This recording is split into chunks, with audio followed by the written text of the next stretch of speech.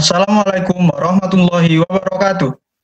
Selamat sore dan selamat datang di acara API Talk tahun 2020 dengan tema Perkembangan Energi Panas Bumi di Tengah Ketidakstabilan Energi Fosil. Diselenggarakan oleh Asosiasi Panas Bumi Indonesia Seksi Mahasiswa UPN Veteran Yogyakarta dari jurusan Teknik Perminyakan. Puji syukur kita panjatkan kehadirat Tuhan Yang Maha Esa atas berkat dan rahmat-Nya kita dapat berpartisipasi dalam acara ini dengan keadaan sehat tanpa kurang suatu apapun. Perlu diinformasikan kepada partisipan, jikalau room ini telah mati, maka akan disediakan link untuk kembali bergabung pada link. Sebelumnya, izinkan saya memperkenalkan diri. Saya Yofi Dwinata Pranajaya sebagai moderator pada acara hari ini. Sebelum acara dimulai, izinkan saya sebagai moderator membacakan susunan acara pada hari ini. Yang pertama, pembukaan. Yang kedua, sambutan API. Yang ketiga, sesi foto bersama. Yang keempat, pembacaan CV pembicara. Yang kelima, sharing session. Yang keenam, sesi tanya jawab. Dan yang terakhir, penutup. Sebelum memulai acara pada sore hari ini, alangkah baiknya kita berdoa menurut keyakinan dan kepercayaan masing-masing. Berdoa, mulai. Berdoa selesai. Acara selanjutnya yaitu sambutan dari Ketua API Seksi Mahasiswa UPN Veteran Yogyakarta periode 2020-2021. Kepada Mas Yusril Iza dipersilakan.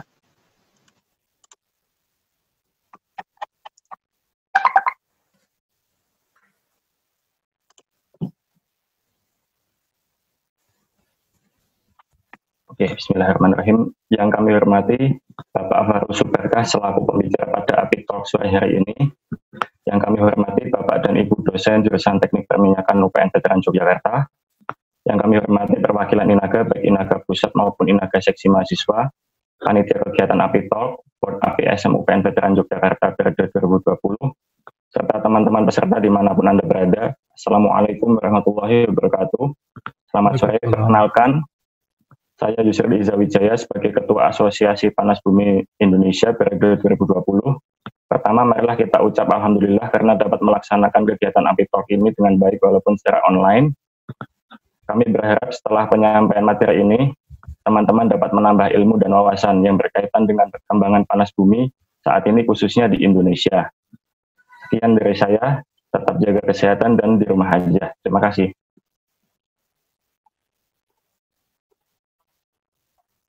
Terima kasih kepada Mas Yusril Iza. Acara selanjutnya yaitu sesi foto bersama. Kepada peserta dipersilahkan untuk mengaktifkan mode videonya.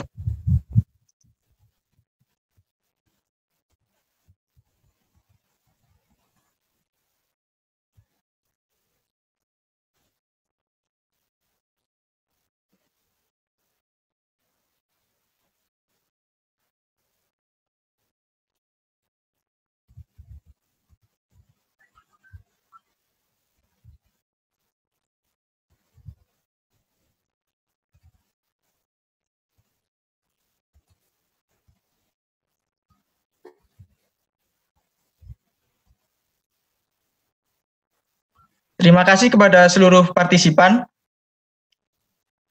Acara selanjutnya, saya akan membacakan CV dari Bapak Insinyur Fahrul Subarkah, Diplom Geotech Engineer dari Star Energy Geothermal, selaku pembicara pada acara API Talk pada sore hari ini.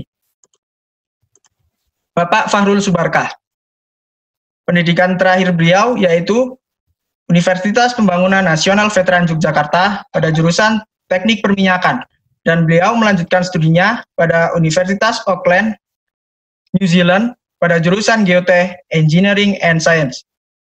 Kompetensi terakhir beliau yaitu Star Energy Geothermal Project, menjabat sebagai Team Leader SHE-DNC. Untuk lebih detailnya, bisa dilihat pada layar yang sudah disediakan oleh panitia.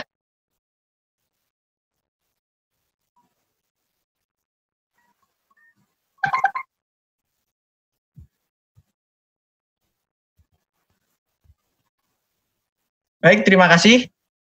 Selanjutnya, kita memasuki acara inti pada sore hari ini, yaitu sharing session. Kemudian dilanjutkan dengan sesi tanya jawab.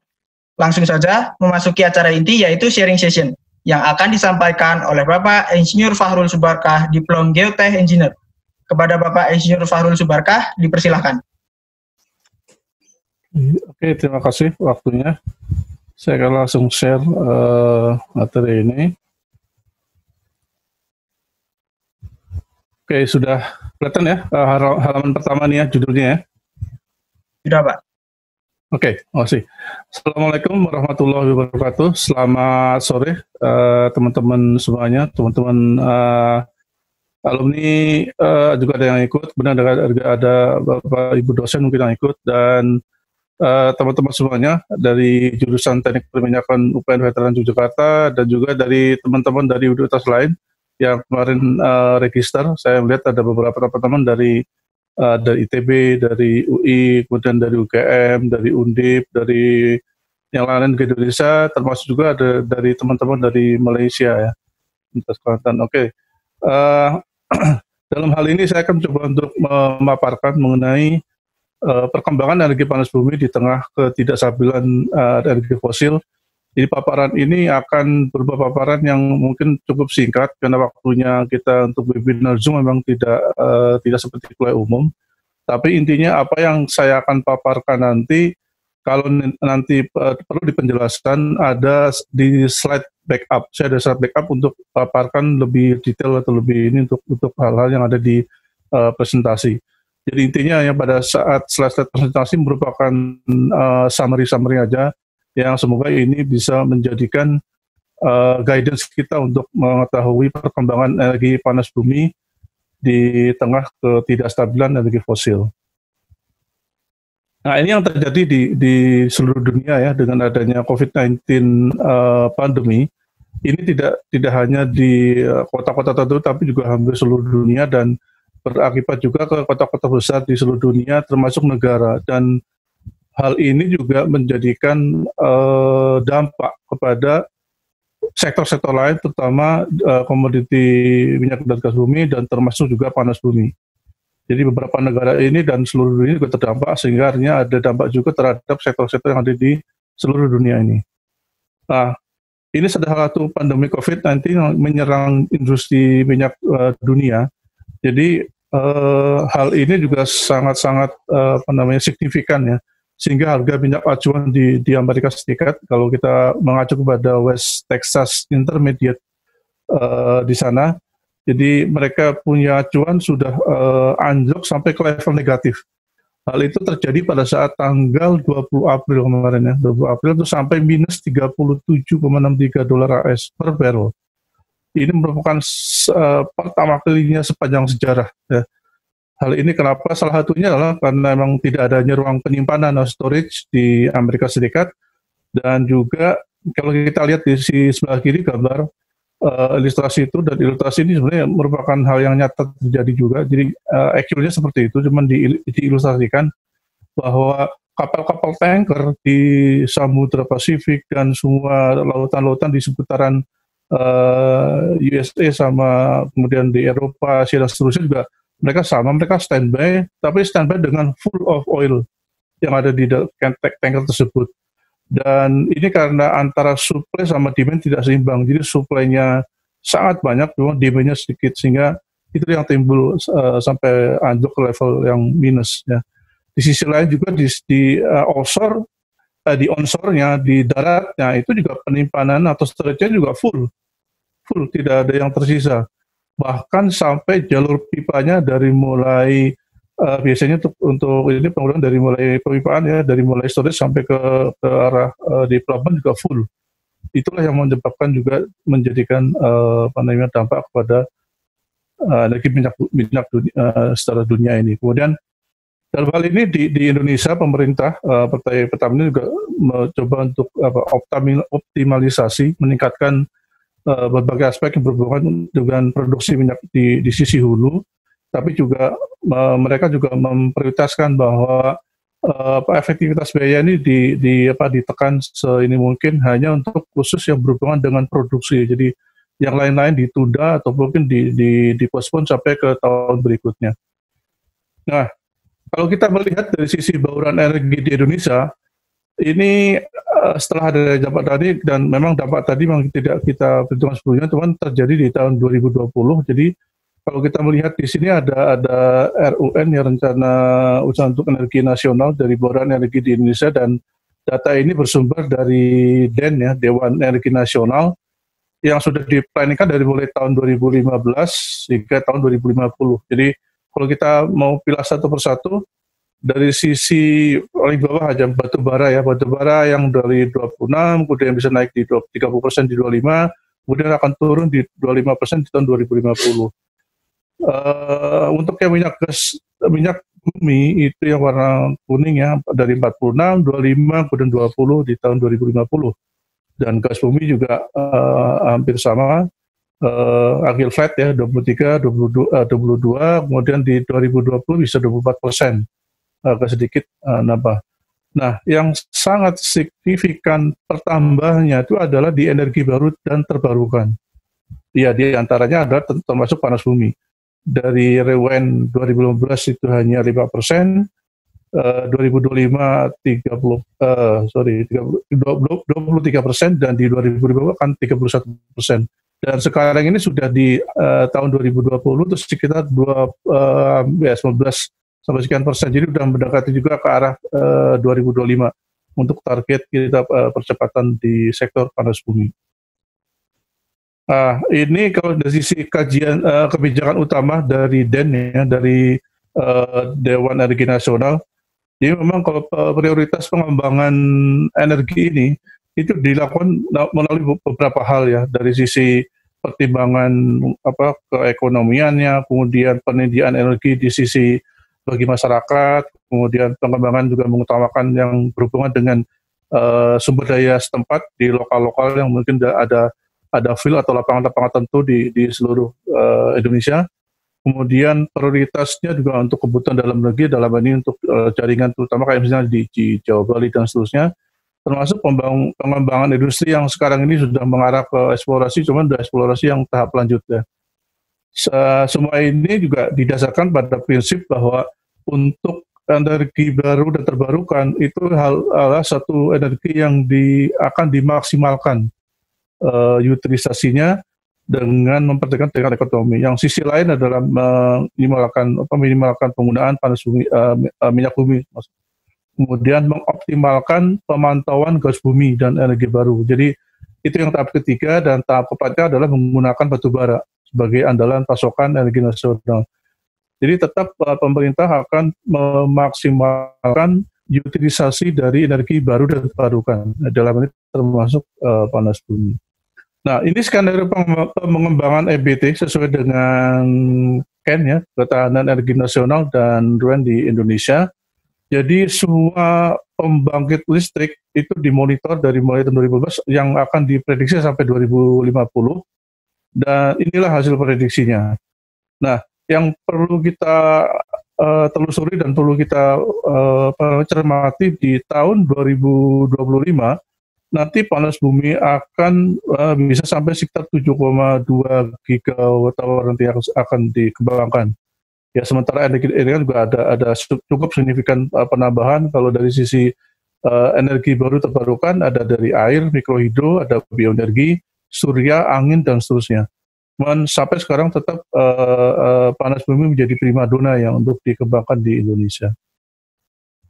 Kemudian pemanfaatan energi terbarukan ini juga merupakan kita dibilang bisa menjadi dampak ya, karena produksi energi fosil terutama minyak bumi sudah mulai turun, sehingga komitmen secara global dari dunia maupun dari Indonesia juga akan ada pengurangan emisi gas rumah kaca, dan peran ini akan secara terus menerus dilakukan oleh pemerintah, dalam hal ini oleh Dirjen PTKI yang membawai energi baru dan terbarukan.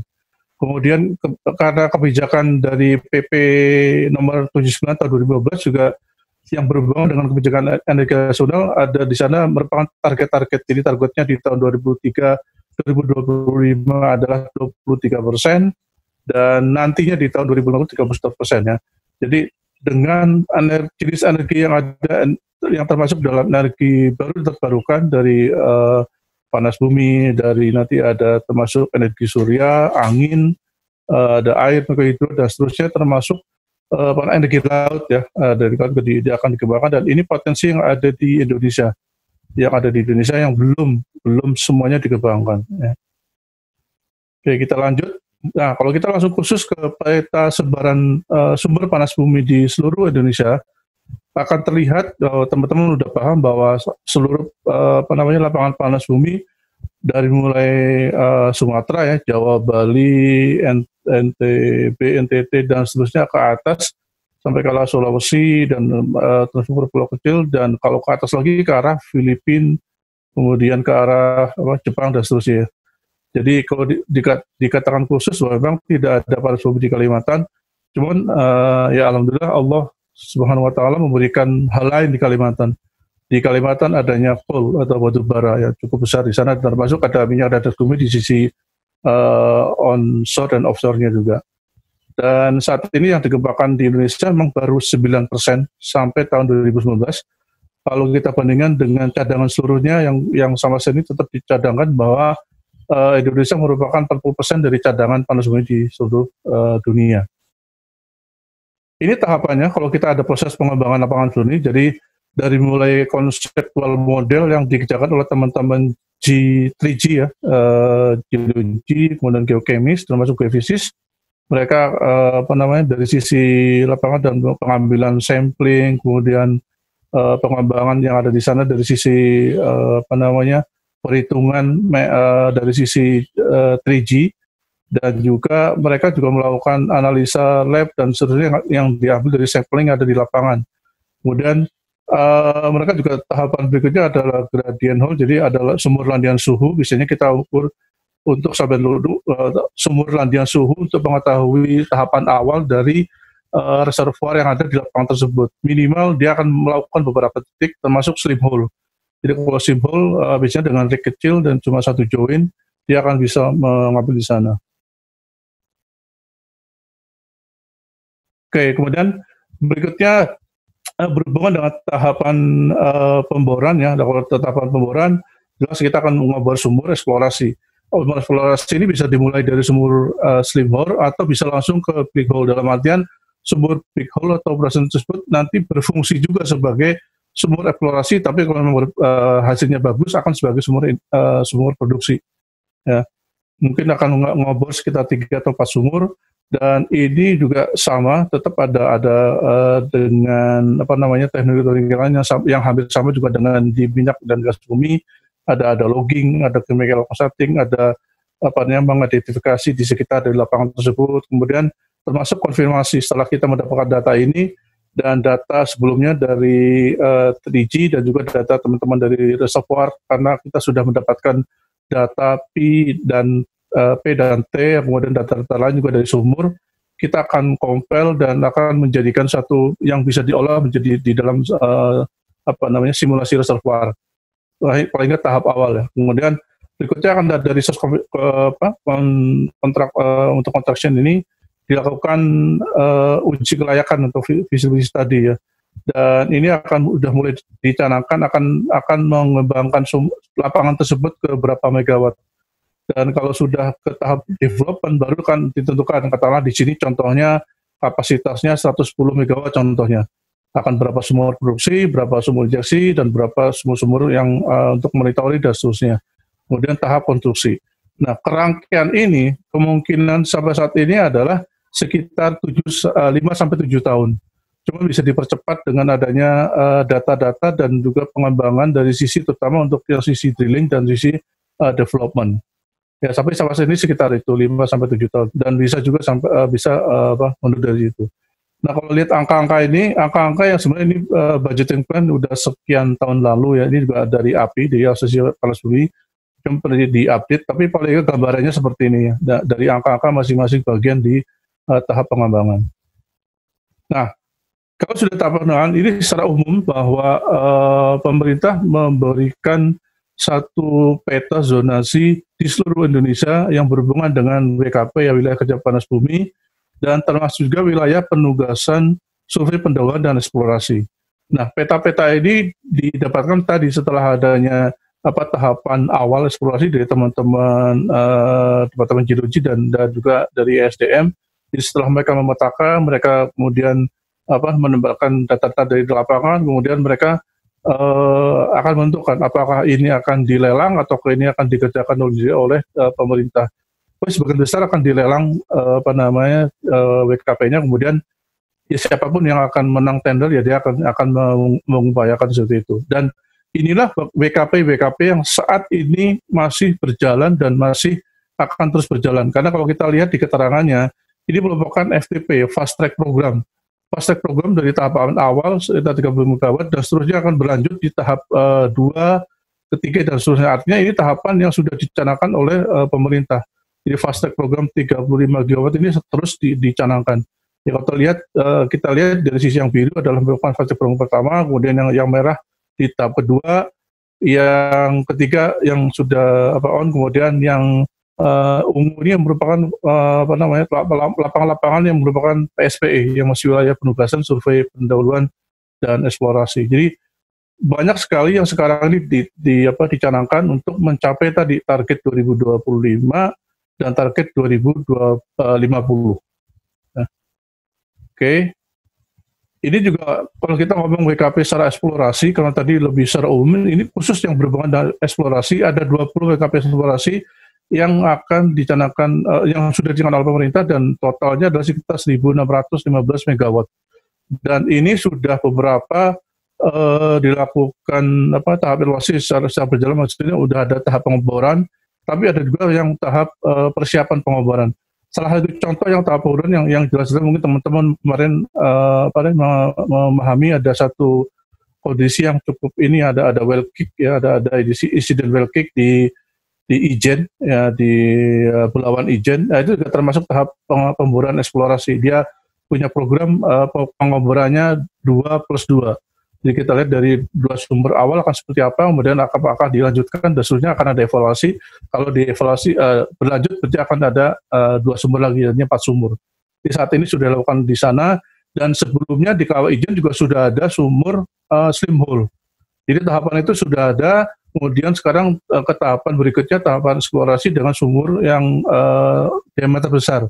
Artinya diameter normal, big hole standar, dan rig-nya juga untuk rig standar yang 3 join ya, untuk 1.500 atau 2.000 horsepower. Nah, sekarang di sana, dan kebetulan sekarang IPM-nya adalah selang bersih, jadi itu merupakan semacam kayak turnkey project ya, jadi integrated project management semuanya oleh selang bersih, dari mulai drilling rig, service-nya, kemudian dan di dalamnya semua yang ada di dalamnya termasuk itu pengambilan sampling, kemudian pengolahan dan seterusnya yang berhubungan dengan drill cutting, semuanya oleh IPM. Jadi kalau kita ngomongin kontrak, ada 2 tipe, kontrak yang bundle atau kontrak yang IPM. IPM artinya digabung semuanya di satu. Kalau ada lagi yang bundle kontrak, ada misalnya sistem drilling kontraktor sama atau lagi service kontrak. Nah, seperti itulah gambarnya secara umum mengenai kontrak yang ada di eksplorasi. Kemudian ini panas bumi secara umum di Indonesia saat ini sampai di tahapan April 2020, dan yang pertama untuk proven ini jelas kita dapatkan dari BTKI untuk sampai ke Desember 2019. Karena yang kuartal pertama reportnya pasti BTKI belum semuanya masuk ya, tapi jelas sampai 2019 2,3,9 gigawatt yang sudah proven. Kemudian di bulan Maret 2020 pengembangan dari sisi eksplorasi dan juga pengembangan dari sisi PLTP sudah dibangun sampai ke 2.131 MW. Artinya baru 9%. Atau ekuivalen dengan 32.000 barrel oil per day. Dan untuk RUPTL di Indonesia yang sampai ke 2028 akan dikembangkan di 2025 adalah 6.310 MW atau ekuivalen 100.000 BOPD ya. Artinya ini bisa digambarkan 3 kali lipatnya. Jadi 5 tahun ini 2020 sampai 2025 akan ada 3 kali lebih cepat atau lebih banyak untuk sisi pengembangan eksplorasi dan juga PLTP yang ada di Indonesia ya. Tantangannya apa? Tantangannya jelas bagi investor adalah high risk eksplorasi, karena namanya eksplorasi kita bisa jadi apa namanya tidak sesuai dengan ekspektasi. Artinya mungkin pada saat kita menentukan zona sumur bor eksplorasi belum pada zona reservoir, mungkin masih di pinggir-pinggir dan seterusnya. Jadi belum belum menuju ke zona reservoir. Itu merupakan tantangannya. Jadi kalau dari sisi ini merupakan high risk eksplorasi. Nah, kalau dari sisi upstream juga tantangan, karena sekarang ini untuk pengembangan proyek pembuatan PLTP, pembangkit listrik tenaga panas bumi, cukup menantang. Karena beberapa lokasi jelas kalau di panas bumi high terrain dan low terrain ya, ada di penggunaan yang cukup tinggi, dataran tinggi dan seterusnya. Jadi jalur pipa, di mana menentukan PLTP-nya, di mana menentukan fasilitas pendukungnya dan seterusnya juga merupakan tantangan tersendiri bagi pengembang di panas bumi. Ya. Kalau dari sisi utilisasi jelas bahwa panas bumi tidak tergantung pada BBM. Artinya dengan harga minyak dunia yang tadi anjlok dan seterusnya memang tidak pengaruh. Kita nggak akan pengaruh ke sana dalam artian panas bumi is something different ya, something beda ya, sektor dan beda sisi energinya. Jadi nggak akan terpengaruh dengan sektor dari sisi migas. Nah, kalau kita membuat satu PLTP, ada PLTP mostly sekarang ini kontraknya adalah 30 tahun periodenya, 30 tahun periode dari PLTP. Makanya di situ kalau dulu ada namanya kontrak JOC, Joint Operating Contract, dan gue nanti dari JOC tersebut setelah bangun dalam tahapan awal, dia akan paralel juga akan ada kontrak namanya ESC, Energy Sales Contract. Karena nanti akan ada kontrak dari investor atau pengembang ini kepada PLN. Dalam hal ini satu-satunya pembeli atau single buyer. Di Indonesia memang hanya satu single buyer, yaitu PLN ya, hanya satu. Dan kita akan ada energy sales kontrak untuk selama 30 tahun. Berapa harga uapnya atau listriknya seandainya di-convert, berapa kilowatt hour atau sen dolar per kWh-nya, berapa. Ya. Kemudian dari sisi izin panas bumi, sekarang yang dulunya namanya AYUP ya, izin usaha pertama panas bumi, sekarang pemerintah juga mencoba untuk lebih mensimplifikasi, lebih simpel dari sisi izin-izin, dan sekarang sudah mengarah ke izin panas bumi yang lebih walaupun kompleks tapi lebih simpel, lebih terstruktur dan lebih cepat dalam sisi perizinan. Dan kalau kita ngomongin panas bumi sebagai renewable energy atau energi yang ramah lingkungan, jelas di IEA ya sudah menekan bahwa emisi CO2 di panas bumi ini sangat kecil kalau dibanding dengan PLTD atau PLTU. Ya kita hanya cuma 75 gram per kWh, sementara di PLTD bisa sampai 700-an, hampir 800-an gram per kWh. Kalau di PLTU apalagi bisa sampai hampir 1000 gram per kWh. Nah, kalau kita ngomongin pengembangan panas bumi di Indonesia, jelas bahwa saat ini di tahun 2020 yang sudah sudah berjalan, ada tambahan kapasitas ini. Ini tambahannya ya, bukan totalnya, tambahannya aja 266 megawatt yang sudah tambah kemarin dari beberapa PLTP yang ada di Sumatera. Teman-teman dari PGE yang sudah mengembangkan sudah beroperasi dan sudah commercial operation. Nah, yang sangat menarik bagi kita terutama teman-teman mahasiswa adalah ini. Ya, investasi ini cukup besar. Dan yang ketiga, ini yang sangat menarik bagi teman-teman mahasiswa, adanya cakupan untuk menyerap tenaga kerja sekitar 2.600 manpower ini di tahun 2020. Dan 5 tahun ke depan, setiap tahunnya akan bertambah, dan akhirnya total di tahun 2025 bisa sampai 21.000 manpower. Dan mostly ini pengembangan ini pasti akan dari yang WKP tadi, artinya tersebar di seluruh Indonesia, dan pengembangan dari masing-masing juga relatif ya, artinya beda-beda dari sisi manpowernya. Cuman ini yang perlu dicermati ke teman-teman mahasiswa bahwa saat ini 2020 segini, nanti akan beranjak tiap tahun sekitar 1.500-2.500 khususnya manpower, sampai total 21.000 di tahun 2025, yang cukup signifikan dari sisi manpowernya. Ya. Oke, kemudian sisi lain yang perlu dicermati teman-teman mahasiswa juga bahwa ini secara umum, rule of thumb-nya lah ya, 1 megawatt itu sekitar 4 juta US dollar kalau untuk pengembangan. Kemudian di 1 megawatt itu sekitar bisa menampung 3 orang tenaga kerja per 1 megawatt. Jadi kalau 10 megawatt jadi ya 330 begitulah. Secara umumnya seperti itu, cara perhitungan dari sisi uang dan juga dari sisi manpower. Dan hal-hal lain juga yang perlu kita pertimbangkan bahwa di tahun 2020 ini saat ini merupakan satu-satunya energi yang mengalami pertumbuhan positif, sementara energi yang lain ada kalanya dia drop ya atau down-nya. Kalau kita ngomong secara umum energi yang ada di panas bumi, inilah secara gambaran secara umum aja apa yang dilakukan teman-teman di lapangan kalau sudah dikembangkan, sudah ada sumur panas bumi, ini yang 2 fasa ya, ada asparator, dia akan mensparasi antara air panasnya yang akan diinjeksikan lagi ke sumur injeksi, kemudian uapnya yang merah ini akan masuk ke scrubber, kemudian langsung ke PLTP dan akan menghasilkan listrik. Nah, sementara kalau sumur-sumur yang atau lokasi yang merupakan dry steam reservoir seperti di lapangan derajat atau di lapangan Kamujang, PGE, itu tidak ada asparator jelas. Jadi langsung dari sumur, langsung ke scrubber dan langsung ke PLTP. Itu bedanya dengan yang pengembangan di sisi yang 2 fasa dan yang sisi dry steam. Tapi inilah salah satu yang dikembangkan di Indonesia dan saat ini sama ya di seluruh dunia tipikal akan seperti ini. Nah, saya akan coba gambarkan di sini lapangan pekerja yang jelas-jelas real saya jumpai di lapangan, terutama ke teman-teman alumni minyak nih yang kemudian saya ketemu di lapangan ya. 1 dari 2 rigsub itu alumni TM, 1 dari 2 driller alumni TM. Saya ketemu teman-teman Didi, 2 dari 4 yang cruising directional driller itu juga anak UPN. Yang lainnya juga sama. Jadi ternyata banyak yang kita jumpai teman-teman di lapangan ini ya di kelas di situ ya yang kita sering ketemu di lapangan. Hal yang sama juga teman-teman di kantor ya, di beberapa posisi juga ada teman alumni. Kenapa saya menggambarkan ini? Saya juga ingin menggambarkan ke teman-teman bahwa di panas bumi pun tidak hanya khusus jurusan geothermal juga. Saya juga backgroundnya dulu dari perminyakan ya, bukan khusus panas bumi, tapi teman tetap dari sisi pemboran, produksi dan segala macam tetap ilmu dan ininya setara atau serius dengan teman-teman dari teknik perminyakan. Jadi kita tidak tidak akan ragu kalau memang teman-teman perminyakan akan bekerja di lapangan panas bumi.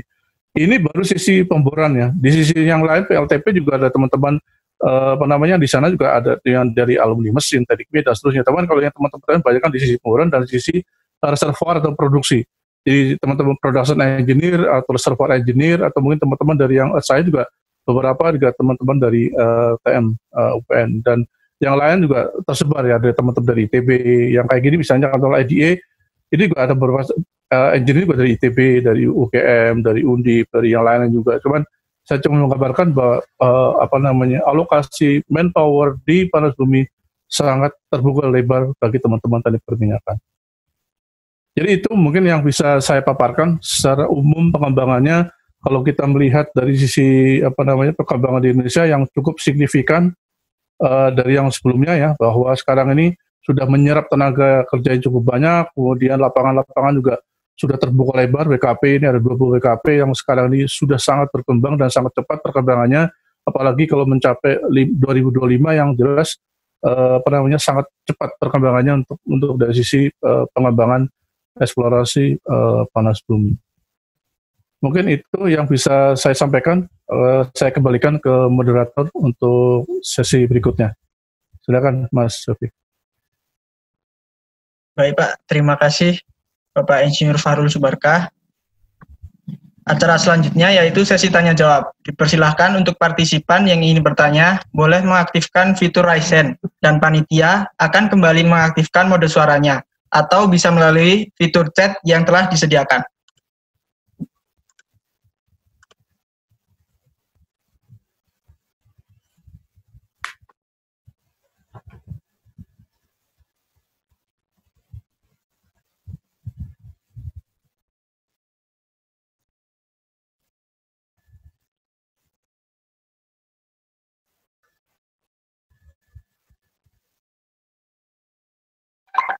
Monggo Mas Afif Andria Makfu. Oke. Terima kasih untuk host dari sharing alumni IPA ini, geothermal. Yang mau saya kenalin dulu, saya Afif Andria Makfu dari ITB. Yang mau saya tanyakan di sini adalah tentang ini Pak, tentang rencana pemerintah untuk menarik investor. Jadi yang saya baca selama ini lagi-lagi kendalanya itu di investor karena kebentur harga listrik yang nggak cocok sama PLN, atau mungkin karena lingkungan masyarakatnya yang masih menolak gitu. Kira-kira dari pemerintah sendiri untuk mengatasi itu udah seperti apa? Terima kasih, Pak.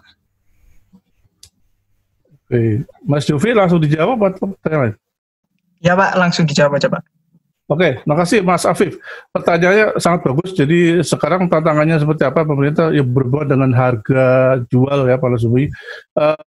Saat ini memang investor terkendala dengan hal-hal tersebut, terutama kalau dari sisi awal-awalnya nih, sisi yang awalnya dari sisi pengembangan TJ, kemudian pembukaan lahan dan seterusnya memang ada kendala dengan masyarakat sekitar, toko dan seterusnya. Tapi berdasarkan pengalaman kita yang mengembangkan lapangan-lapangan baru, dan saat ini secara kebetulan juga kita Star Energy juga akan mengembangkan di Hamiding, di Kepala Burung di paling atas sana ada Hamiding, lapangan Hamiding, dan juga Sekincau di Sumatera Selatan antara Lampung Palembang situlah.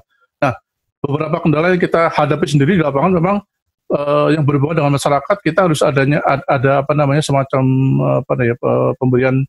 pemberi informasikan yang detail kepada masyarakat, apa fungsinya panas bumi, apa manfaatnya, dari sisi keekonomian, lapangan tenaga yang diserap, kemudian akan adanya jalur panas bumi akan menjadi bagus untuk sisi ekonomi dan seterusnya. Nah, kalau dari sisi pemerintah yang selama ini sudah digarap dan direncanakan adalah tadi kaitan dari orang-orang DEN dan DPR, dari teman-teman PTKI dalam ini SDM, mereka sudah bersatu padu untuk melakukan program terobosan. Di antaranya adalah yang sudah dicanangkan oleh teman pemerintah kemarin, kita ada Zoom meeting dengan Ibu Ida, Direktur PTKI. Salah satunya adalah insentif. Jadi program insentif ini dari pemerintah bukan berarti memberikan uang ya, bukan. Sama sekali bukan itu. Jadi arah insentifnya adalah misalnya gini, dari sisi perizinan akan dipermudah, dari sisi tax atau berhubungan dengan pajak yang berhubungan misalnya impor dari ada casing yang perlu diimpor, ada wellhead, adanya peralatan dari PLTP itu sendiri, turbin itu kan taxnya cukup besar. Nah itu secara dari pemerintah akan diberikan dalam tanda kutip semacam kayak keringanan. Bahwa untuk percepatan ini akan ada beberapa item yang free tax, ada beberapa yang sangat dikurangi taxnya, sehingga memudahkan bagi investor untuk mengembangkan hal itu. Nah, kalau kita ngomongin harga, dulu awalnya Mas, harga dari katakanlah kita di tahun-tahun 97-98 ya, harga tuh antara 4,5 sampai 7 sen dolar per kWh. Dulu tuh kontak-kontak awal COC-nya. Nah, sekarang ini udah shifting dari angka antara 5, 6, 7 ya, sampai ke 11-12 sen dolar per kWh. Jadi shifting ini cukup signifikan sehingga si investor dia akan bagus harganya, bisa bersaing dengan energi lain. Sementara memang sisi kendalanya dalam sisi tantangan dari investor adalah sisi tadi pengembangannya cukup high risk eksplorasi. Cuman dengan harga-harga yang mulai shifting tersebut, dia akan jadi menarik gitu untuk dikembangkan. Apalagi jelas di Indonesia pengembangannya cukup signifikan sampai 2025 sampai 2050. Jadi bagi investor dia akan bagus ini untuk invest di Indonesia yang cukup rentangnya cukup panjang dan cukup lama untuk melakukan investasi di sektor panas bumi. Seperti itu Mas Afif. Apakah sudah menjawab atau mungkin ada yang perlu diklarifikasi?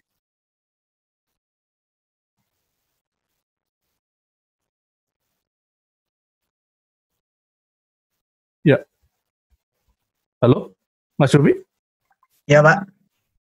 Ya, sudah mungkin cukup, mungkin nggak, Mas Afif nggak ada pertanyaan lagi, mungkin udah cukup. Ya. Lanjut ke pertanyaan selanjutnya ya, Pak. Iya, silakan. Pertanyaan selanjutnya dari Ramadan Ibnu. Beliau dari Universitas Malaysia Kelantan, jurusan Geoscience. Kepada Mas Ramadan Ibnu, dipersilakan. Halo Pak, selamat sore. Sore. Ya, jadi pertanyaan saya yang pertama itu mengenai apa sebetulnya inovasi terkini dan juga challenges di lapangan geothermal. Dan yang kedua mengenai EGS Pak, mengenai Economic Geothermal Services Technology di area di luar magma related zones geothermal zone. Itu saja, terima kasih Pak. Oke. Ya, saya coba menjawab secara umum supaya tercapture ya. Kalau sisi teknologi di sisi panas bumi saat ini sudah berkembang teknologi panas bumi, bukan hanya pembangkit listrik tenaga panas bumi yang secara umum sekarang ini seperti yang ada di foto-foto seperti ini ya. Tapi sekarang sudah ada dikembangkan misalnya dari binary. Binary itu sebenarnya tidak secara langsung mengembangkan dari sumur panas bumi. Artinya uap atau panas bumi itu tidak langsung untuk membangkitkan turbin, tapi dia dilewati oleh media tertentu. Dilewati oleh media tertentu, baru ada panas dan uapnya itulah dimanfaatkan oleh binary turbin. Nah, kalau yang seperti PLTP yang ada di gambar ini secara langsung, uapnya langsung memutar turbin dan seterusnya. Teknologi kalau dari sisi pengembangan itu yang selama ini sudah berjalan seperti itu. Kemudian di sisi lain ada turbin yang sekarang ini sudah didesain, dia ada high, medium, low. Jadi pada saat awal produksi yang dia masih cukup besar inletnya itu di sisi high pressure. Kemudian begitu turun dia akan dimasukkan turbin-turbin untuk di medium turbine inletnya dan kemudian yang low. Dan itu sudah terjadi di Wairaki di New Zealand. Mereka sudah mengalami seperti itu. Wairaki sudah diproduksi sejak tahun 70 ya. Nah, dengan adanya decreasing dari steam pressure ada di lapangan, dia sudah mulai diturunkan menjadi medium pressure turbine. Kemudian ada beberapa sumur juga sudah di-connect ke low pressure turbine. Teknologi itu yang sekarang juga sudah dikembangkan di panas bumi yang lain ya. Dan itu kemudian ada binary juga. Kalau pemantauan secara langsung sih banyak ya, tapi kalau dari sisi energi seperti itu. Kemudian yang lebih efisiensi juga dari sekarang desain turbin itu sudah semakin besar. Artinya dia bisa kapasitas terbesar bisa sampai 120 sampai 130 megawatt satu turbin. Ya. Artinya itu pengembangan cukup signifikan. Kalau dulunya hanya 20, 30, 55 terus sekarang ini sudah semakin naik perkembangannya seperti itu. Kemudian efisiensi turbin juga semakin dikembangkan saat ini teknologinya. Jadi semakin katakanlah kalau dari sisi BBM kayak semakin irit ya, semakin irit pasokan itu semakin bisa mengembangkan turbin seperti itu. Nah kalau kita ngomongin tadi yang pertanyaan mengenai EGS atau dari sisi pengembangan di sisi geothermalnya, kalau ngomongin sisi keekonomian saat ini cukup signifikan atau ekonomi cukup bagus dibandingkan dengan energi terbarukan yang lain. Kalau kita bandingkan dengan misalnya wind energi, angin, surya dan seterusnya, energi panas bumi efisiensinya berkurang antara sekitar 94 sampai 96%. Mostly sampai 30 dalam 30 tahun period itu bisa sampai 96%. Artinya sangat-sangat efisien kalau kita ngomongin dari sisi ekonominya ya. Kemudian kalau kita ngomongin dari sisi hal-hal lain bahwa panas bumi ini lebih cepat untuk masuk ke jaringan dibanding dengan katakanlah misalnya PLTA atau PLTD atau begitu dia mati trip karena ada jaringan gangguan frekuensi dan trip mati. Panas bumi adalah merupakan sampai saat ini adalah satu-satunya bisa langsung on cepat karena dia bisa host load hanya 4 megawatt di sisi internal PLTP, dia bisa langsung on lagi ke jaringan. Dia lebih cepat untuk dibandingkan dengan pembangkit yang lain. Seperti itu yang selama ini ada di panas bumi. Mungkin gitu Mas Ramadan Ibnu kalau sudah menjawab pertanyaan atau mungkin ada yang terlewatkan. Ya Pak, terima kasih. Ya sama-sama. Silakan Mas Yofi. Lanjut ke pertanyaan selanjutnya ya Pak. Ya, silakan. Silakan kepada Mas Aditya Yuda Kencana. Oke, baik, terima kasih atas kesempatannya. Perkenalkan sebelumnya saya Aditya Yuda Kencana. Background saya geologis dari ITB. Presentasinya sangat menarik Pak, terima kasih. Pertanyaan saya seputar target bauran energi di 2025, yang mana dari panas bumi itu menyumbang sekitar 6.300 lagi, seperti itu. Yang mana itu kapasitasnya sekitar tadi disebutkan 3 kali lipat atau 2 kali lipat dari yang sekarang sudah terinstall. Nah kalau kita lihat previous sejarahnya, kalau Indonesia itu sejak awal commissioning Kamojang sudah kurang lebih 35 tahun, dan kapasitas sekarang baru sekitar 2.000 sekian Pak. Artinya hanya dalam 5 tahun ke depan, apakah mungkin target tersebut terpenuhi? Pertanyaan saya cukup sederhana Pak, 2. Yang pertama adalah why, kenapa bisa lambat seperti ini, dan yang kedua adalah how, untuk bagaimana untuk bisa mencapai target tersebut Pak. Terima kasih. Oke. Ya, terima kasih Mas Yuda dari Geologi ITB. Ya, ini memang data dari BTKE yang sudah dicanangkan, jadi memang benar 3 kali lipat. Dan kalau kita bilang bagaimana atau mengapa itu bisa dicanangkan seperti ini, salah satu bukti-buktinya adalah ini, sebentar ya. Ini yang WKP dan WKP SPE ini sudah real tender on hand, artinya sudah hitam di atas putih. Hitam di atas putih ini untuk beberapa lokasi-lokasi, katakanlah contoh misalnya apa ya, Hamiding lah, jelas saya sebutkan kalau kita pegang sendiri ya. Hamiding 110 MW ini sudah di tangannya Star Energy untuk mengembangkan PSPE ini. Cuman ya saat ini karena ada COVID ya, kita cukup tertunda. Tapi dalam waktu dekat kita akan segera melakukan pengobaran di sana, ada eksplorasi di sana. Contoh-contoh lain yang tadi saya sebutkan untuk kita sendiri, yang Star juga ada Sekincau ya, di sini, di sekitar ini ada Sekincau.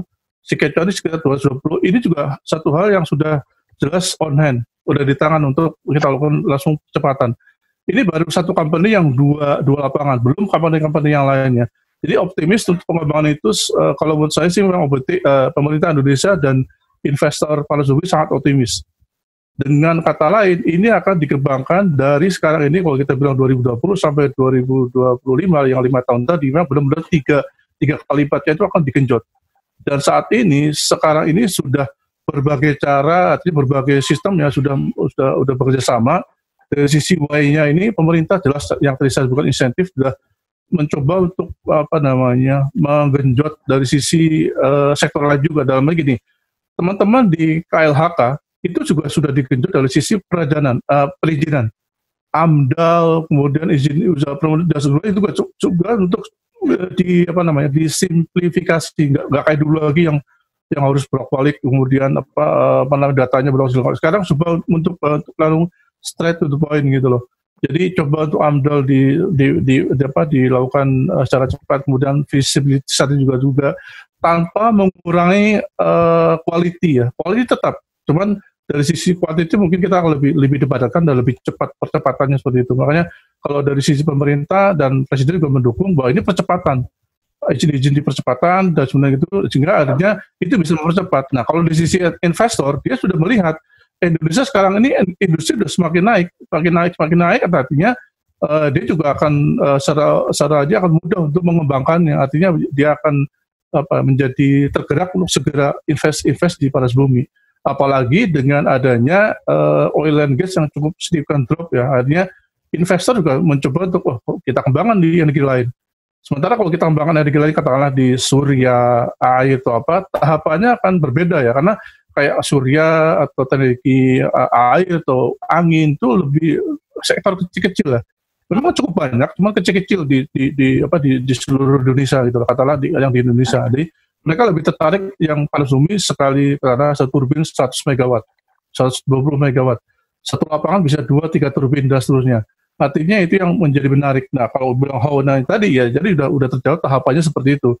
Dan sampai saat ini, makanya teman-teman di lapangan itu sudah sering kita lihat, kita ini juga yang teman-teman yang dari oil and gas sudah mulai beralih juga ke kita, ke sektor panas bumi.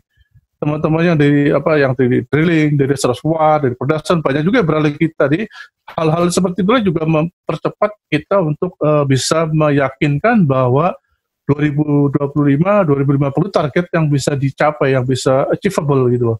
Dengan catatan kita semua harus saling berkolaborasi ya. Semua investor ada, engineer juga cukup, engineer mampu, siap sedia, cepat lulus, masuk kerja langsung. Seperti itu, Mas Yuda dari ITB. Ya, mulai kan Mas Yusi, Mas Novi. Ya Pak. Selanjutnya ada pertanyaan dari Mas Ahmad Rizkan. Assalamualaikum warahmatullahi wabarakatuh. Pak, saya Ahmad Rizkan dari Teknik Geologi Universitas Mula Warman, Samarinda.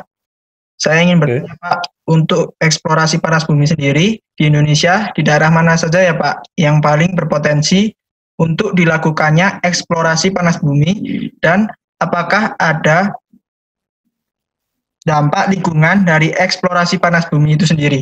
Terima kasih banyak Pak. Oke. Ya, saya langsung jawab. Eksplorasi jelas di sini ya. Kalau kita ngomongin eksplorasi ini, eksplorasi 20 BKP eksplorasi yang saat ini sedang berjalan. Artinya ongoing progress ini, yang 20 ini. Belum lagi yang lain-lain yang tadi yang sebut akan yang tadinya ini PSPE ini akan berubah, shifting dari PSPE ke eksplorasi. Akan secara cepat akan menjadi WKP eksplorasi, karena begitu SPE dia baru pendahuluan, nanti akan bereksplorasi, akan mengembangkan, setelah pengembangan berikutnya tahap 1, tahap 2 dan seterusnya. Nah, kalau kita ngomongin di mana lokasinya, ya tersebar di seluruh jaringan ini Mas, dari mulai Sumatera, Jawa, Bali, NTT, NTB, Sulawesi, sampai di arah Pulau, di arah kepala burung yang bagian atas, sampai di sini juga termasuk panas bumi. Jadi inilah lokasi-lokasi panas bumi yang tersebar di seluruh Indonesia.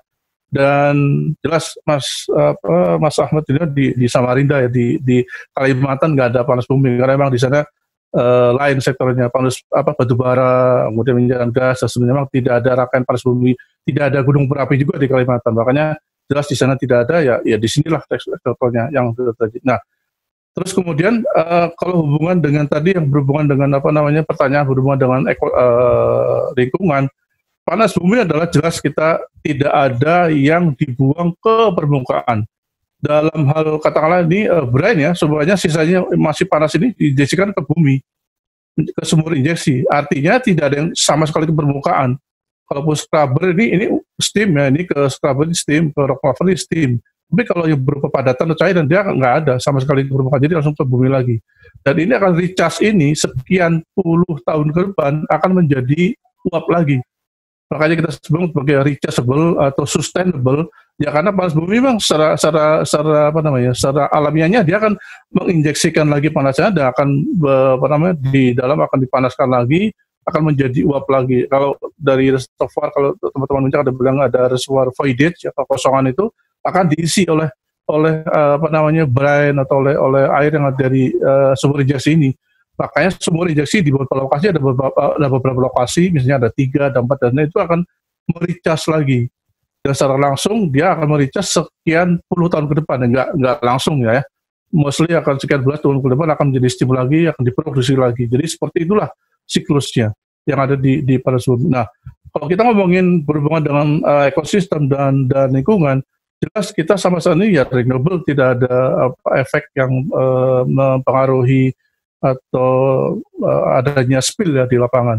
Steam ini adalah steam benar-benar pure steam yang dari uap, jadi nggak ada yang dikhawatirkan, karena kandungan gas juga hanya rata-rata 1% berat. 1% berat itu ya ada H2S, ada CO, ada NO yang dibuang ke permukaan di cooling tower, ya hanya itu aja, dan itu bukan merupakan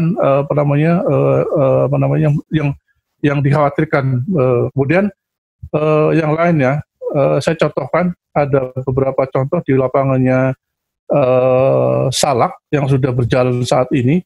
Itu ada kita namanya buffer zone ya. Buffer zone di sana juga mempertimbangkan masalah ekonomi, ini ekosistem yang ada di sana. Jadi dari zona-zona cagar alam, suaka, taman nasional di Gunung Salak sangat kita lindungi.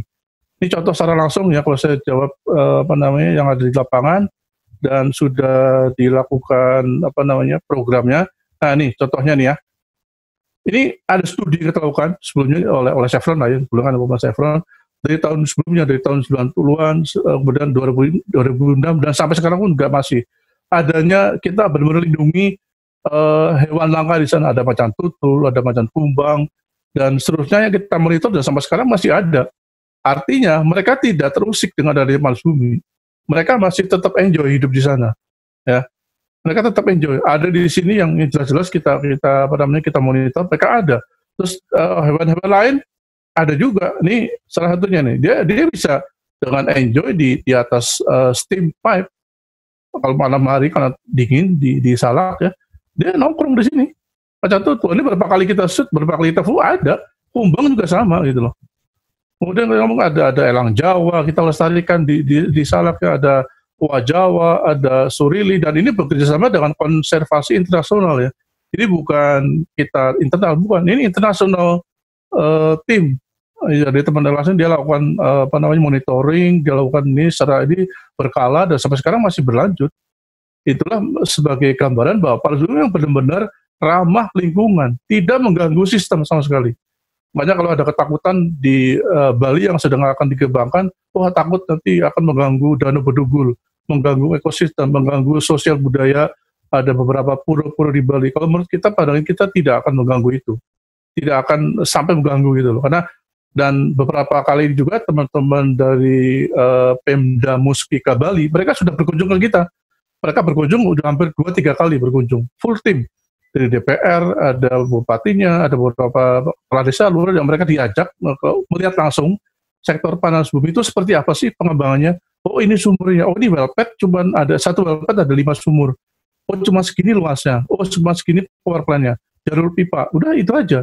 Di luar itu tetap hutan, tetap dilestarikan, tetap nggak ada yang disentuh gitu loh. Artinya kita hidup benar-benar di sisi zona yang ramah lingkungan, tidak ada pencemaran di sisi lapangan panas bumi. Seperti itu, Mas Ahmad Liman dari Samarinda ya. Silakan, Mas Sofi. Untuk selanjutnya, ada pertanyaan lagi mau dilanjut atau bagaimana ya Pak? Silakan kalau mau ada pertanyaan dan panitia masih oke waktunya, saya nggak masalah. Lanjut aja, silakan. Kita lanjut ke sesi pertanyaan kedua ya Pak.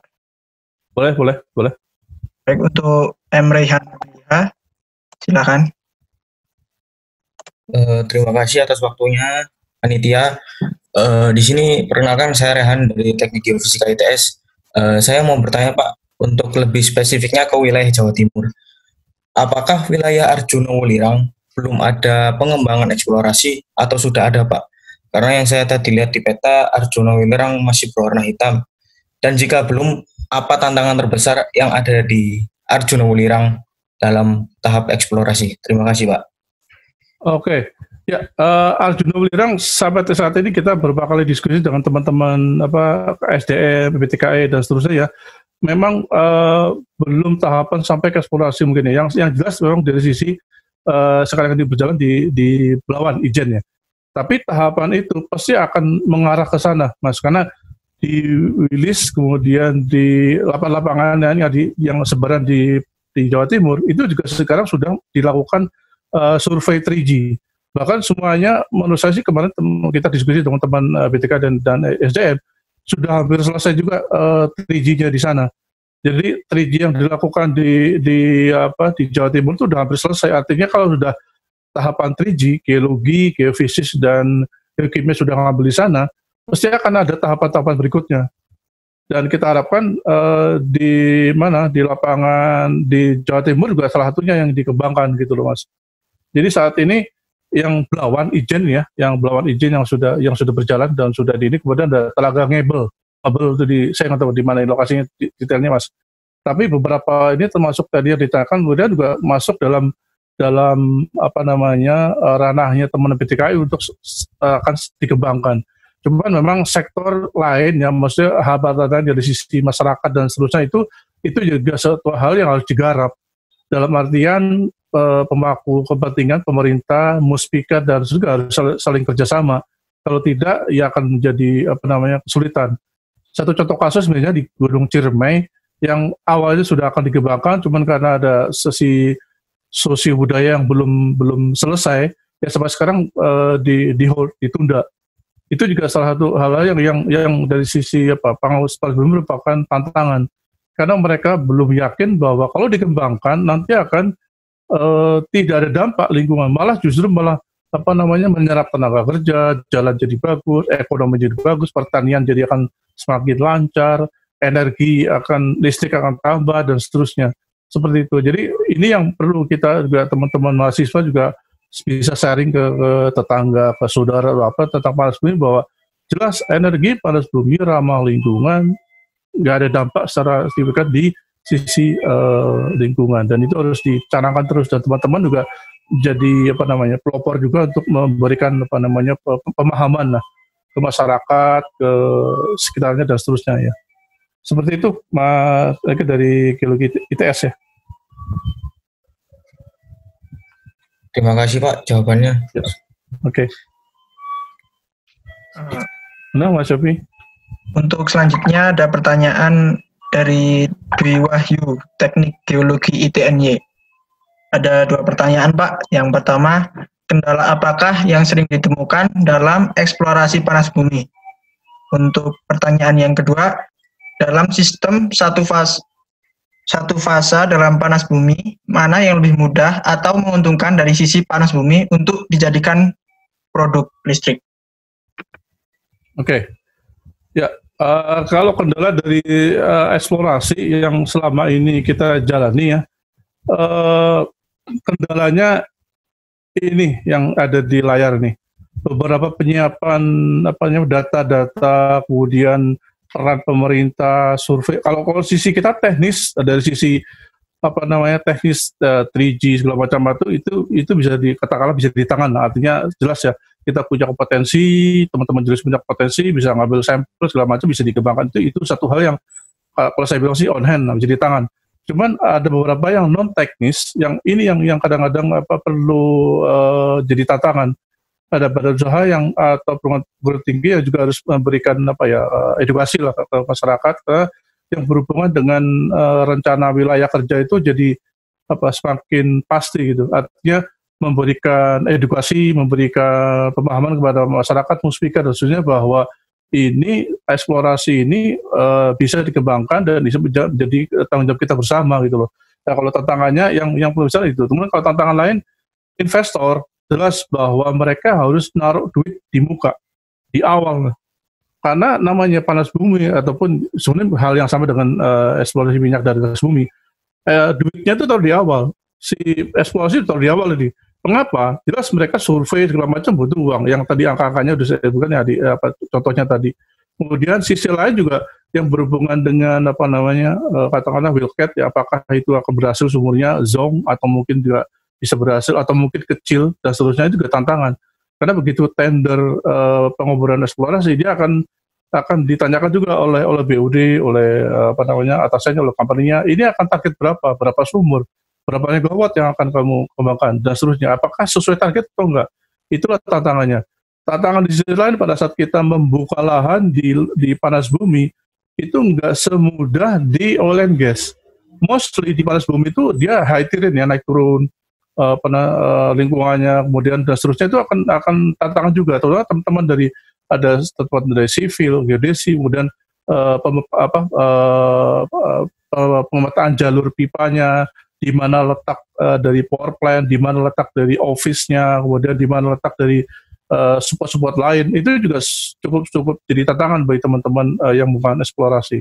Nah, kalau kita ngomongin tadi pertanyaan kedua yang berhubungan dengan satu fasa, jelas satu fasa lebih efisien, lebih mudah untuk dioperasikan. Cuma jangan salah, satu fasa di Indonesia saat ini baru ada 2 yang sudah jelas proven ya, artinya terbukti di lapangan Derajat dan lapangan Kamojang PGI. Derajat sekarang di Star Energi, Kamojang oleh PGI. Yang lain 2 fasa. Di dunia lain juga di New Zealand ada Hajo baru, ada namanya Pohipi. Kemudian ada Hajo baru, ada di Ladarello di Italia, di Geyser di US. Sangat-sangat jarang. Kalau kita katakan persentase mungkin di bawah 3% yang hanya satu fasa. Yang lainnya mostly 2 fasa, uap air dan uap panas gitu ya. Tapi gitu, kalau kita ngomongin dari sisi keekonomian efisien, sebenarnya kalau sudah jadi steam ya, steam itu sendiri, power plant sendiri udah sama. Cuman mungkin sisi sebelumnya, fase upstreamnya yang perlu jadi tantangan. Kalau dua fase otomatis ada separator berjenjang ya, kemudian ada scrubber lagi. Sementara yang satu fase hanya cukup scrubber langsung ke PLTP. Mungkin itu yang bisa saya jawab, Mas teman dari Geologi TNJ. Silakan, Mas Dovi. Untuk pertanyaan selanjutnya dari Venel Adrian. Silakan, Mas Venel Adrian. Baik, terima kasih atas waktunya, Pak. Saya Venel di Teknik Industri IFBA. Langsung saja pertanyaannya, Pak. Ya. Bagaimana kesiapan energi panas bumi dalam menghadapi tantangan dalam penyesuaian dan perkembangan menuju revolusi industri, yang diantaranya seperti kayak artificial intelligence ataupun internet of things, Pak. Apakah energi panas bumi ini sudah siap dalam menghadapi revolusi industri tersebut? Oke, ya, tantangan sangat bagus juga pertanyaannya, bagaimana menghadapi revolusi industri di dunia, khususnya untuk dari sisi panas bumi ya. Ya, kalau secara umum kita sering diskusi teman-teman di dunia industri, terutama di panas bumi ya, sering kita ada kayak forum atau diskusi yang internal, forum internal. Itu merupakan tantangan yang katakanlah advance dibukukan dari awal, karena sekarang ini dengan revolusi industri yang sekarang ini sudah berbeda ya eranya. Era fosil sudah makin drop, era yang lain sekarang energi baru dan terbarukan sudah makin dikembangkan. Ya, tantangannya itu adalah mengembangkan seluas-luasnya, sebanyak-banyaknya potensi yang ada di Indonesia. Kalau tadi digambarkan di Indonesia sangat banyak yang harus kita kembangkan ya. Ya itulah yang tantangan dari kita untuk dari sisi revolusi energi. Seberapa mampukah pemerintah, investor, dan kita kalangan akademisi, kalangan teman-teman yang bekerja di lapangan panas yang bisa menyumbangkan pola pikirnya, menyumbangkan energinya untuk panas bumi di Indonesia. Itu juga menjadi tantangan tersendiri untuk revolusi industri. Karena saat ini jelas energi baru terbarukan di EPTK itu yang menjadi primadona adalah panas bumi. Sementara yang lain ada ya tadi surya, kemudian ada angin, kemudian ada yang lain itu merupakan tambahan-tambahan energi terbarukan. Ada biogas juga, ada biomasa juga dikembangkan, tapi itu merupakan tantangan-tantangan yang karena dia juri-juri itu mungkin kecil-kecil dan mostly dia bukan jaringan yang umum ya, jaringan yang luas, nggak akan masuk ke jaringan kayak di Jawa Bali gitu loh. Nah itu jadi menurut saya mengenai yang berhubungan dengan resolusi energi, dan kita bisa menjawabnya dengan ya ini tanggung jawab kita bersama, ayo kita wujudkan bahwa resolusi ini bisa kita jawab. Apalagi rencangan 2025, 2050, dan seterusnya itu merupakan target dari pemerintah yang tadi FTP ya, Fast Track Program 1, 2, dan seterusnya untuk mencapai yang 35 gigawatt hour keseluruhan listrik di Indonesia. Itu mungkin Mas Venel Andika dari ya. Baik Pak, terima kasih banyak. Ya, sama-sama.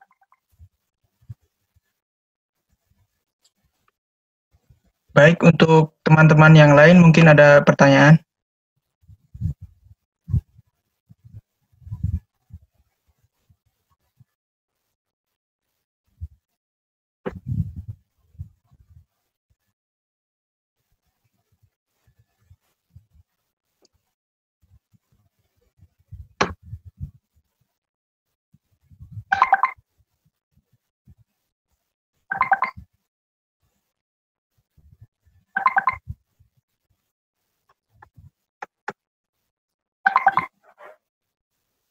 Baik, Mas Arimnas Handias, silakan.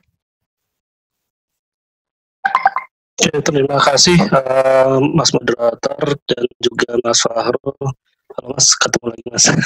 Ya Mas Arimnas. Ya Mas, sempat belajar juga tentang geothermal meskipun sekarang kerja di migas, di gas utamanya, tetapi mungkin lebih pengen tahu aja sih Mas, bagaimana sih penerapan SSE di geothermal, apakah ada perbedaan dengan di migas, kemudian standar-standarnya bagaimana, Kemudian apakah juga ada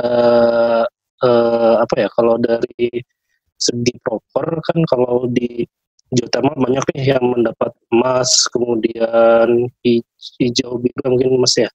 Kemungkinan emas paling banyak ya kalau di PLTP. Nah ini mungkin kiat-kiatnya nih Mas untuk kami-kami yang bergerak di bidang migas untuk mendapatkan proper tersebut, terutama yang proper emas Mas. Itu aja. Terima kasih. Oke. Ya, ya ini berhubungan dengan SAE ya, Safety Health and Environment. Memang tantangan tersendiri walaupun kita hidup di lingkungan yang renewable energy, yang ramah lingkungan, tapi tetap saja bahwa penilaian proper itu menyeluruh. Jadi tidak hanya dari sisi lapangan secara umum, tapi menyeluruh karena dia akan melihat juga dari sisi swadaya masyarakat, kemudian masyarakat sekitarnya apakah ada juga LBD ya, Local Business Development yang dikembangkan oleh kita. Nah itu jadi target mereka juga. Jadi tidak hanya internal kita mengembangkan dari sisi proper, dari environment-nya, tapi juga termasuk yang berhubungan dengan LBD, Local Business Development, dengan masyarakat sekitar, apakah ada pengaruhnya, ada pengaruh positif, apakah UMKM di sekitar juga ditingkatkan, dan seterusnya. Itu juga jadi penilaian proper. Nah, pada saat proper ke lapangan, dia melihat kalau dari sisi lokasi, dia udah paham pada panas bumi itu minim sekali ada spill ya. Tapi jelas kalau dari sistem sisi emisi, mereka juga tetap ngitung sekarang di sisi cooling tower, mereka hitung seberapa besar sih, apakah benar tadi yang CO2 emission itu seperti itu. Mereka pengukuran secara langsung juga, berkala juga, bisa 3 hari, bisa seminggu, bisa 2 minggu, mereka mendapatkan hal itu di tulangannya, itu yang sudah dijalankan. Nah, kalau kita dari sisi awal yang beberapa kali juga mendapatkan emas itu ya dari awal tahun sampai nanti ada penilaian proper, kita sudah di awal tahun sudah dicanangkan ada tim gugus tugas namanya atau satgas lah, gugus tugas itu yang dia benar-benar task force untuk proper dari berbagai tim ini yang sudah berjalan. Ada teman-teman dari field engineer, ada production engineer, ada reservoir engineer. Karena dia ngomongin nanti steam, ngomongin brine, ngomongin kondensat, semuanya juga dilibatkan kan, perhitungannya dan seterusnya. Kemudian ngomongin emisi juga teman-teman ini, FA, facility engineer, dia dari sisi utilisasi di sisi upstream juga mereka dilibatkan. Terus jelas teman-teman SAE ya, mereka dilibatkan dari sisi program apa aja sudah berjalan di lapangan yang berhubungan dengan environment tadi ya, karena ini akan menjadi tolak ukur untuk perhitungan dari sisi proper gitu loh. Nah, misalnya program yang sudah berjalan berhubungan dengan apa? Di kita juga ada program regreening, penghijauan kembali. Di kita juga ada program untuk pembibitan. Di kita juga ada program yang berhubungan dengan sosialisasi ke masyarakat yang berhubungan dengan masyarakat hijau. Artinya kita punya buffer yang harus kita lindungi dan mereka harus punya peran andil juga. Mereka diberi edukasi, mereka juga di rumah-rumah masing di sekitaran area lokasi kita juga melakukan penanaman kembali. Seperti itulah yang selama ini kita sudah lakukan. Jadi hal-hal dari sisi internal, eksternalnya juga ada yang berhubungan dengan local business risk, development dari masyarakat, upaya pengembangan dengan masyarakat sekitar. Kita juga ada namanya program listrik masuk desa, dan artian dia supaya merasakan juga adanya listrik yang ada di situ. Jadi hal-hal seperti itu yang dinilai juga oleh tim proper bahwa tidak hanya internal tapi juga eksternal, mereka sudah mulai merambah dan sudah ini, dan program itu konstituen, artinya continue dan berkesinambungan ya, nggak cuma spot-spot aja ya. Artinya tahun kemarin seperti ini, begitu tahun berikutnya dilihat seperti apa perkembangannya, ada nggak, atau stagnan, atau stabil, ataupun ada perkembangan lebih bagus dan seterusnya. Mereka juga jadi proper. Jadi tim proper datang tuh bukan dari nol lagi, karena mereka sudah punya data sebelumnya, bahkan data 5-10 tahun ke belakang, karena penilaian itu berjenjang dan sebelum proper kan ada kaidah-kaidah yang berhubungan dengan penilaian lingkungan juga. Jadi mereka sudah punya database. Itu yang saya dapat informasinya. Dan termasuk pada saat kita ada project ya, ada drilling, ada pengembangan PLTP, mereka juga menjadi target proper, karena kan nanti begitu ada itu kan ada terganggu nggak lingkungan sekitarnya terganggu nggak, apakah zona awal dengan zona akhir kan terganggu, apakah zona awal misalnya berhubungan dengan satwa yang tadinya di situ kemudian dia menyingkir, kemudian burung yang tadinya ekosistem banyak keluar dari ekosistem dasarnya. Mereka hitung, mereka kan juga hal-hal seperti itu gitu, dengan adanya proyek-proyek yang yang sekarang berkembang di panas bumi. Jadi kompleks lah perhitungannya dan secara menyeluruh continue dari awal mereka sampai sekarang dan seterusnya, karena kan pola ini setiap tahun dilakukan dan sejalan juga dengan penilaian keselamatan kerja yang ada dari sisi Subboto Award ya, kayak gitu juga tetap sama, sejalan hari itu samalah untuk melakukan performan dari sisi panas bumi yang ada di kita. Mungkin seperti itu Mas Aminas yang sudah kita lakukan dan mungkin jadi program di migas dan gas, gelombang gas.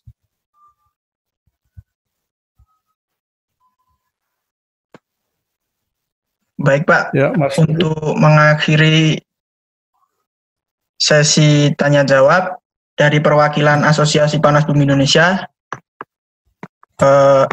ingin menambahkan satu pertanyaan lagi. Boleh, silakan.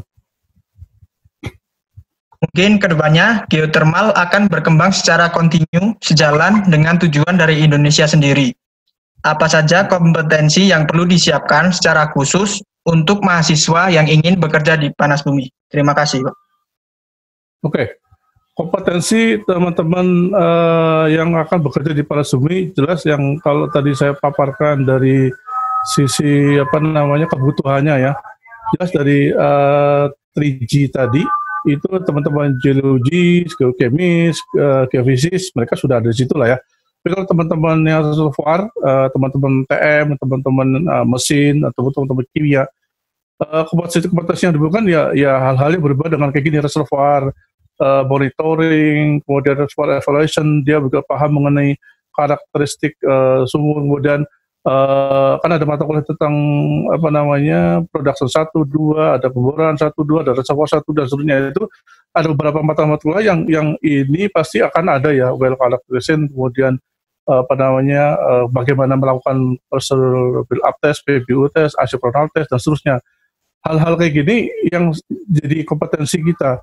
Dan sisi lain misalnya yang berhubungan juga dengan kompetensi, misalnya teman-teman punya certified atau ini sudah bisa ngeran simulasi reservoir punya, itu jelas nilai positif yang lain gitu ya. Sisi lain kalau sertifikasi ya forum-forum seperti ini, kemudian ada forum-forum API, ada forum IGCE. Kalau bisa ikutlah, karena itu merupakan ajang kita untuk mengaju dari sisi performan di seluruh Indonesia ya. Jadi di sana bisa mengikuti perkembangannya dan bisa mendapatkan ilmu yang bermanfaat di sana. Kemudian yang berhubungan dengan kompetensi teman-teman kita sendiri yang masuk ke geothermal, jelas dasarnya akan sama dengan teman-teman dari perminyakan. Yang ngomongin pemborannya, ngomongin dari sisi reservoirnya, ngomongin produksinya, mostly fundamentalnya sama. Cuma nanti dari sisi fluida lah ya, kalau kita ngomongin fluida jelas di geothermal ngomongin fluidanya air dan panas bumi, karakteristik fluidanya itu apa. Kalau kita ngomongin multi-rate isochronal di panas bumi seperti apa, kan beda dengan yang ada di oil and gas ya. Hal-hal seperti itu dulu pada saat saya pertama kali wawancara, interview, itu yang dipertanyakan. Saya langsung oleh asset manager waktu itu Pak Hari Patobo dan ada satu konsultan Pak Jeff Robert, ya orang Bullier US. Pertanyaan saya langsung pada saat itu di papan tulis, coba kamu jelaskan mengenai well test yang ada di geothermal seperti apa. Berdasarkan kamu udah pernah di kampus seperti apa. Ya kita jelasin well test seperti apa, seperti ini mungkin ada pola, nanti ada pressure build up, ada multi-rate isochronal test, kemudian dari kurun waktu yang sama itu akan diambil dan kompetensi seperti itu yang digali oleh si penanya, interviewer gitu loh. Jadi hal-hal kayak gitu juga harus paham. Kalau kita ngomong dari awal, kamu tahu tentang delay pengoboran ini? Oh ya, saya paham. Apa yang membedakan pengoboran di oil and gas dan panas bumi? Nah, kompetensi seperti itu kalau kita tidak secara langsung mendapatkan informasi dari teman-teman yang pelaku di industri geothermal, ya mungkin akan terbatas itu. Karena kita bisa studi literatur, tapi kalau kita secara langsung tatap muka, mungkin ada forum-forum seperti ini, seminar atau apa, itu sangat berguna. Jadi akan dipertanyakan. Itu ngomongin pemboran, ngomongin reservoir, apa bedanya gitu reservoir panas bumi dengan reservoir yang ini. Terus apa kalau ngomongin di panas bumi, kita ada caprock ya, pada tudung yang dia akan menjadi apa namanya impermeable zone. Impermeable yang dia melindungi si steam dan apa yang ada di bawahnya. Nah, caranya gimana kalau kita mau mendapatkan steam, ya kita harus diborkan pengoboran.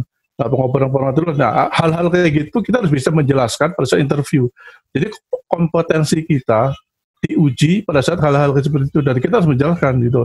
Jangan dibilang, wah saya nggak tahu, saya nggak bisa gitu. Saya paham seperti ini. Bedanya ini ya. Kita harus bisa wawasannya lebih luas. Makanya kita kan teman-teman geologis, TM, mesin, kimia yang akan kita ya ke sisi panas bumi, ya harus mencoba untuk mempelajari hal-hal seperti itu supaya jadi nanti nggak dari nol pada saat ditanya, wah saya nggak paham, saya ini, wah ya kompetensinya dipertanyakan gitu loh.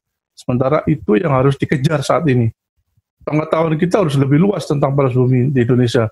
Dari sisi awal eksplorasi, eksploitasi, produksi seperti apa, reservoirnya, termasuk PLTP-nya seperti apa, gitu loh. Supaya Anda paham, Anda akan melamar di PLTP yang katakanlah Sarula, yang binary, Anda harus paham binary seperti apa, gitu loh.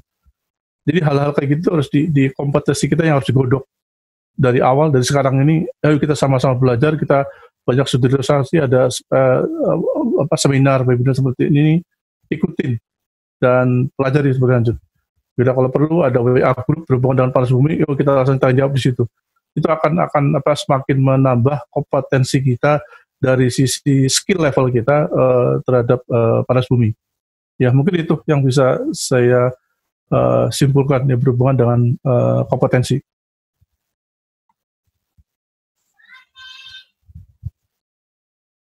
Baik Pak, karena keterbatasan waktu, untuk pertanyaan-pertanyaan yang belum saya sebutkan dari partisipan, terutama Arimnas Handias yang sudah menyerahkan pertanyaannya, nanti bisa dikirimkan lewat email API atau direct message API SMUPN Jogja. Terima kasih. Untuk acara selanjutnya, yaitu kesimpulan. Pada sharing session kali ini dapat saya simpulkan bahwa pandemi COVID-19 yang terjadi pada saat ini sangat mempengaruhi segala aspek di kehidupan kita.